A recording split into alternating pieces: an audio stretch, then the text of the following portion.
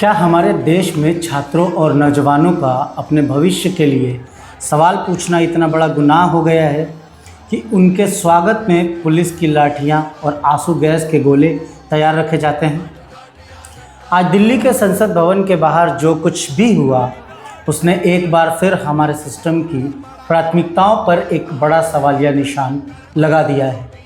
Social media पर एक तरफ जहां लहूलुहान युवाओं और रोती बिलखती छात्राओं की तस्वीरें दिल दहला रही हैं, वहीं दूसरी तरफ प्रशासन इसे कानून व्यवस्था बनाए रखने का नाम दे रहा है। आइए बिल्कुल निष्पक्ष रहकर समझते हैं कि आज कानून के दायरे में रहते हुए दोनों पक्षों की दलीलें क्या हैं। पक्ष नंबर 1, देश के भविष्य यानी छात्रों पर यह बर्बरता क्यों? सबसे पहले बात उन नौजवानों की जो इस देश की रीढ़ की हड्डी है, जो आगे चलकर देश का कार्यभार संभालेंगे। हक की लड़ाई। अपनों से ही ये छात्र कोई अपराधी या आतंकवादी नहीं, ये वो युवा हैं जिन्होंने सालों साल कमरे में बंद रहकर नीट, यूजी जैसी परीक्षाओं की तैयारी की थी, लेकिन पेपर लीक और धांधली ने इनके सपनों को बेच दिया। जब ये थक हार कर शांतिपूर्ण तरीके से अपनी आवाज़ उठाने संसद की ओर बढ़े तो इन्हें सुनने के बजाय लाठियों से चुप कराने की कोशिश की गई। दमनकारी नीतियां।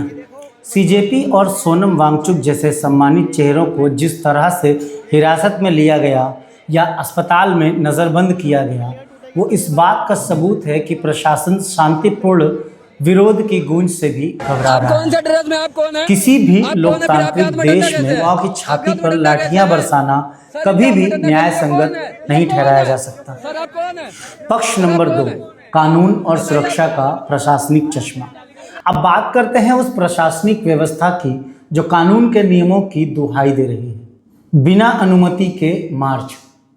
एबीपी न्यूज़ की रिपोर्ट के अनुसार दिल्ली पुलिस का तर्क है कि प्रदर्शनकारियों ने इस मार्च के लिए कोई लिखित या आधिकारिक अनुमति नहीं ली थी।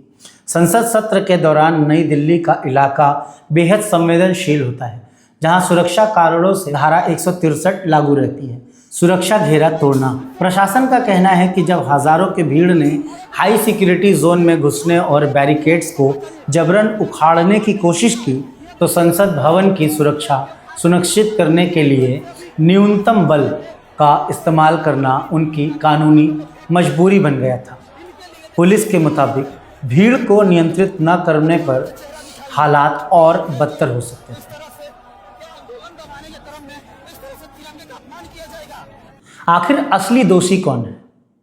अगर गहराई से देखें तो गलती इन मासूम छात्रों की नहीं है जो सिर्फ अपने भविष्य के लिए भीख मांग रहे हैं। नंबर 1, सिस्टम का फेलियर। असली दोषी वो सिस्टम है जिसने समय रहते पेपर लीक के मास्टरमाइंड्स को नहीं पकड़ा। अगर शिक्षा मंत्रालय और सरकार इन छात्रों से टेबल पर बैठकर संवेदनशीलता के साथ बात कर लेती तो आज इन बच्चों को अपनी किताबें छोड़कर सड़कों पर लाठियां आना नहीं पड़ता। नंबर 2, संवैधानिक मर्यादा। बेशक कानून व्यवस्था का पालन होना चाहिए, सुरक्षा घेरे का सम्मान होना चाहिए, लेकिन क्या 20-22 साल के निहत्थे छात्रों को काबू करने के लिए लाठीचार्ज ही एकमात्र रास्ता था?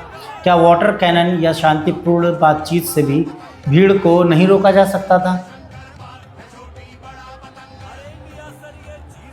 दोस्तों, इतिहास गवाह है कि जिस देश का शासक अपनी ही युवा पीढ़ी की आवाज़ को लाठियों के दम पर दबाने की कोशिश करता है, वहाँ लोकतंत्र कमज़ोर होने लगता है। कानून का दायरा दोनों पक्षों के लिए है। छात्रों के लिए अनुशासन ज़रूरी है तो पुलिस के लिए संवेदनशीलता। आप इस तीखे टकराव पर क्या सोचते हैं? क्या इन युवाओं की मांगें जायज़ हैं? कमेंट सेक्शन में अपनी बेबाक राय ज़रूर दीजिए, लेकिन सभ्यता का परिचय देते हुए, बिना गाली गलौज किए। जय हिंद।